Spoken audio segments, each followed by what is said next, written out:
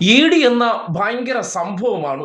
Eady എന്ന ചക്കയാണ്, Eady എന്ന മാങ്ങയാണ് എന്നൊക്കെ സംഘി പേജുകളും കോൺഗ്രസുകാരും അവരെ അനുകൂലിക്കുന്ന മാധ്യമങ്ങളെല്ലാം നിരന്ന് നിന്ന് മുറവിളി ഉയർത്തുമ്പോൾ എന്താണ് ഈ എൻഫോഴ്സ്മെന്റ് ഡയറക്ടറേറ്റ് അഥവാ കേന്ദ്ര അടിമ ഏജൻസിയെ കുറിച്ച് മാതൃഭൂമി ഇന്നിപ്പോ ഒരു വാർത്ത റിപ്പോർട്ട് ചെയ്തിട്ടുണ്ട്. നിങ്ങൾ കേൾക്കണം. ഇ ഡി എന്ന് പറഞ്ഞാൽ ഇഷ്ടമുള്ളവർക്ക് ഡെപ്പോസിറ്റ് ഉണ്ടാക്കി കൊടുക്കുന്ന പരിപാടിയാണോ എന്ന് ആ പ്രതികരണം കാണുമ്പോൾ തോന്നിപ്പോവുകയാണ്.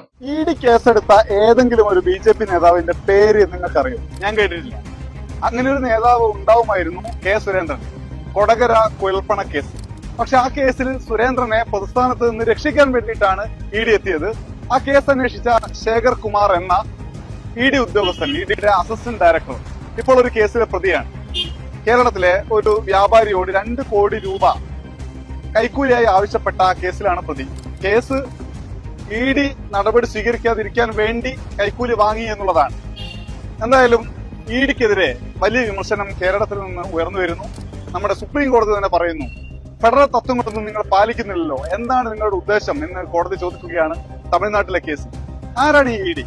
ഇ ഡി കഴിഞ്ഞ 10 വർഷത്തിനിടെ, അതായത് നരേന്ദ്രമോദിയുടെ നേതൃത്വത്തിലുള്ള സർക്കാർ അധികാരം ഏറ്റതിനു ശേഷം ഇങ്ങോട്ട് ഏതാണ്ട് 7403 കേസുകൾ രജിസ്റ്റർ ചെയ്തിട്ടുണ്ട്. വെറും 47 കേസ് മാത്രമാണ് കോടതിയിൽ വിചാരണ നടക്കുന്നത്.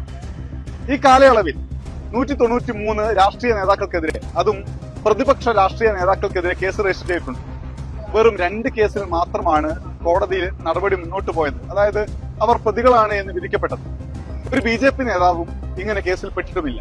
തമിഴ്നാട്ടിലെ സർക്കാർ ഉദയനിധി സ്റ്റാലിൻ പറഞ്ഞ ഒരു കാര്യമാണ് ഓർമ്മ വരുന്നത്.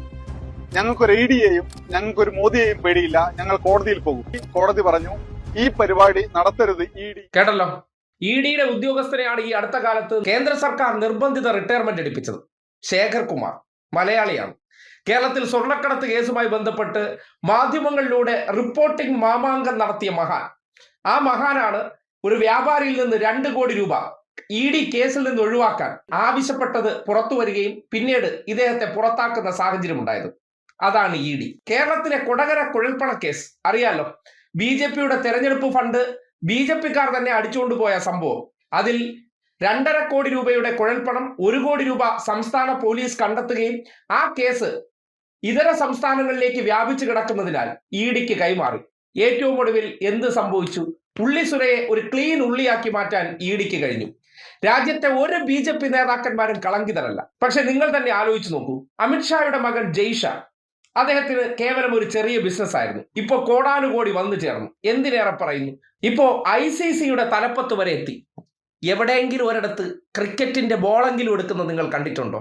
അപ്പൻ കേന്ദ്രമന്ത്രിയായതിന്റെ ഉപഹാരം വാരിക്കോരി കുടുംബത്തിലേക്ക് എത്തുന്നതിന്റെ തെളിവാണ്. അങ്ങനെ ഓരോ BJP നേതാവിനെ എടുത്ത് നോക്കിയാലും കേരളത്തിലെ BJP നേതാക്കന്മാരുടെ ഇന്നത്തെ സ്വത്തുവകകളെ കുറിച്ച് ഇ ഡി ഒന്ന് അന്വേഷിക്കാൻ പോയാൽ വരവിൽ കവിഞ്ഞ സ്വത്ത്, അല്ലെങ്കിൽ ഒരു വരുമാനമില്ലാതെ കോടിക്കണക്കിന് സ്വത്ത് എങ്ങനെ ഉണ്ടായി എന്നത് ഈ നാട്ടുകാരുടെ മുന്നിൽ ഒരു വലിയ വിസ്മയമായി തുറന്നു കാട്ടാമായിരുന്നു. അപ്പോ അതൊന്നും ഇ ഡിക്ക് താല്പര്യമില്ല.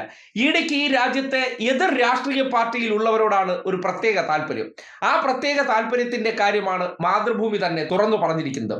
ഇതുവരെ ഇ ഡിയുമായി ബന്ധപ്പെട്ട അറസ്റ്റിലായ കേസുകളിൽ രാഷ്ട്രീയ പാർട്ടിയിൽ നിന്ന് BJPയിൽ ചേർന്നവരുടെ എല്ലാം കേസുകൾ ഉടനടി സ്വാഹ അല്ലെങ്കിൽ ബാഷ്പീകരിച്ച് പോകുന്ന ഒരു അവസ്ഥ ഉണ്ടാകുന്നുണ്ട്.